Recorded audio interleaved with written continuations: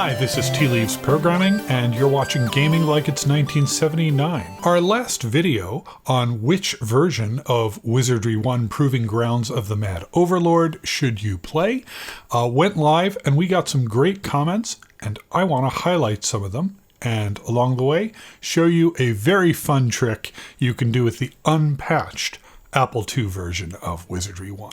RetroPaul652 mentions that he played through on an Apple II emulator using the ZimLab recompiled 3.1 version. This version of Wizardry fixes a ton of bugs. They're all online on ZimLab's webpage. I'm not going to read them all, but Paul mentions specifically that they took out the bishop bug.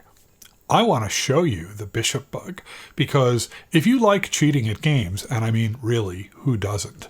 This one's pretty great. So what you do is you put a bishop in your party and you go into the maze. Now this is a level 1 bishop, and this trick relies on your bishop being able to successfully identify an item. And since level 1 bishops have a little trouble with that, we may have to try this a few times. We're now in the maze. We're going to inspect this character. We're going to identify an item. Now you may notice that I don't actually have any items in my inventory beyond the shield that's already identified. So characters can carry 8 items, right? Well, it turns out you can type a character besides 1 through 8. And what I'm going to type is 9. And we'll see if he manages to successfully identify it. He does not. And so we're just going to try this a few different times. And hopefully it won't take too long. All right, we have done it. I had to do it about 20 times there to get this success. If the bishop was higher level, it would have happened more quickly. So if we look now at the EXP stat on his character sheet, we can see that this bishop now has 100 million experience points, which means we can take them back to the Adventurers Inn and level this bishop up more or less as much as we want. This is, of course, completely game-breaking.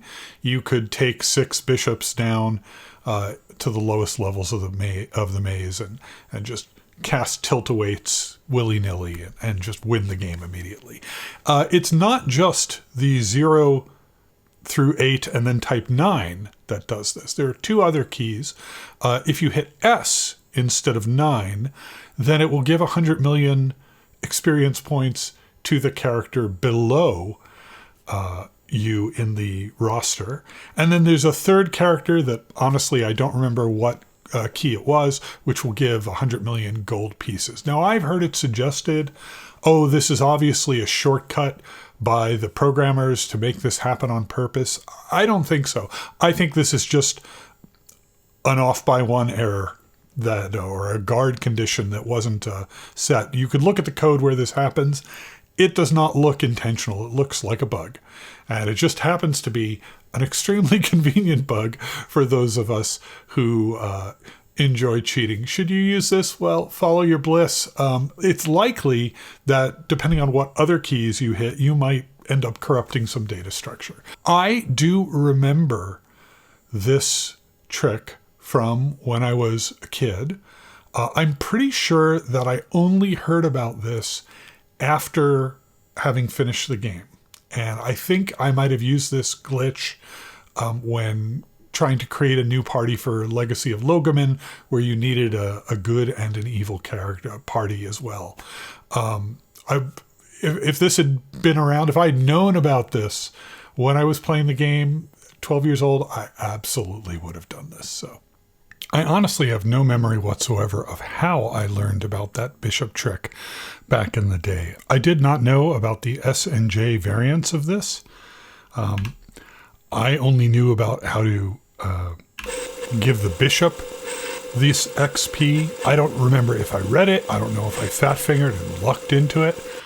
I mean, I would have to imagine that it would have been something I read.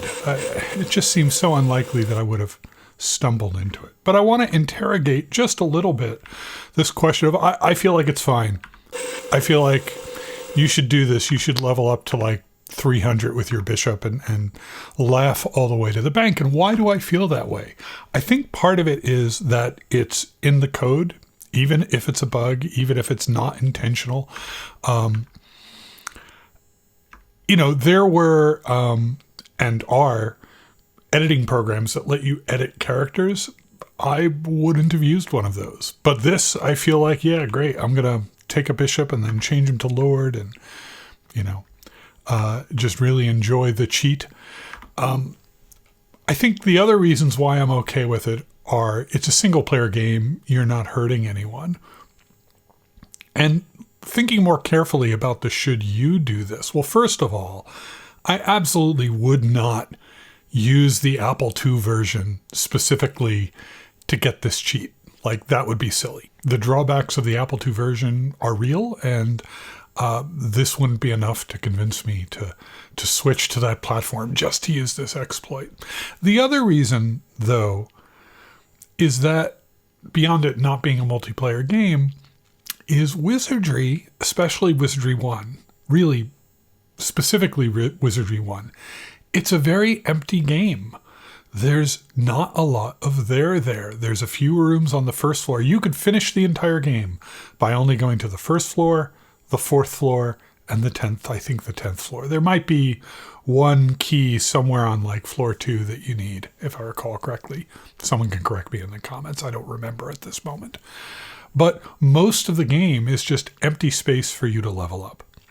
So I feel like the reason that we are playing this in 2024, or certainly the reason that I'm playing it in 2024, is not to feel the challenge of a brand new computer game, but rather to explore this space.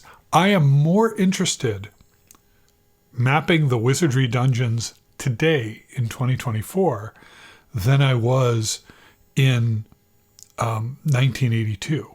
Because in 1982, I was focused on this as a game. Whereas today, I'm thinking of this more like a virtual space. Maybe I'm over-intellectualizing it, but that's kind of how I think about it. We got some nice corrections as well. Steve Bowles 9086 tells us that in the Apple II games, you could move to the Knight of Diamonds without winning the game and getting the little asterisk or symbol on your character. It was just harder. If you moved lower level characters, they were almost sure to die. Thanks, Steve. I appreciate that note. VidVid57 observes that the NES version of Wizardry has a bug, a serious bug, where AC armor class does nothing.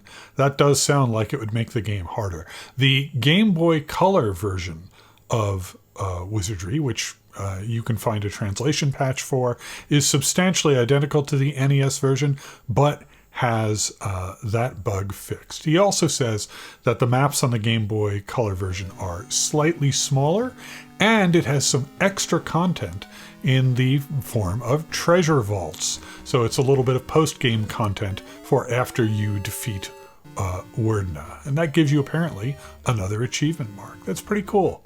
Thanks, VidVid. He also says that the UI is better.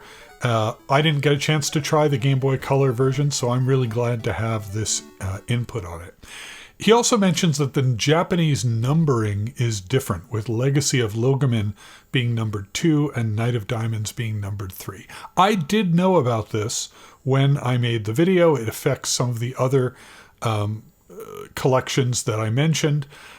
Consensus is you can go ahead and do them in the 1, 3, 2 order instead. It was largely when a translation was available. I didn't mention it because it just seemed like a detail that wasn't essential to discussing the series. Mutex30 agrees with me that the Digital Eclipse version is the one to play for most people. Thanks, Mutex. You're extremely handsome and also very intelligent.